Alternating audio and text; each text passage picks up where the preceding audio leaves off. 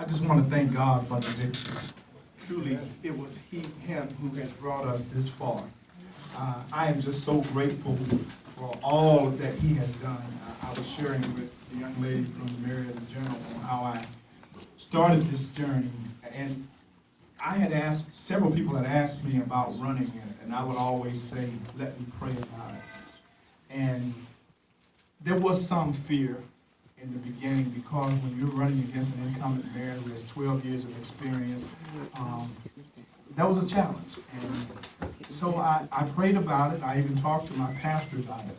But it was in December that he was preaching a message about the 12 spies that went into Canaan. And when 10 came back and said to Moses, these are giants over there, we cannot do this. But Joshua and Caleb said, we're well able to do this. God spoke to my spirit. I knew then that I could do this. And I shared with the pastor. Little did I know that he was going to announce to the whole church I could go back. And so I was out there, and from that point on, this is where we started. But it's interesting that we don't know in life what God has for us to do. You know, we enjoy a lot of freedoms, and some of these wells we didn't dig. There were people who went before us, pioneers. And I know this to be true. Obviously, you know, there's some people who paved the way for people like myself to even have an opportunity. I'm well aware of that. I'm reminded of this German author.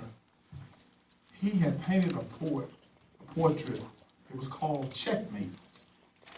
And when I think about this story, he hung it in a gallery in Germany, and then they took it to Paris, and they had it on display. And I'm a chess player, so it intrigued me. When they had it on display, people were coming around, they were looking at the portrait, and this one guy, he kept staring at the portrait. He kept staring. As the other people who were part of was the entourage, they went on. And all of a sudden he looked and he said, it's a lie. It's a lie. And what he said was, it's not checkmate. There's another move. And I said all that to say this.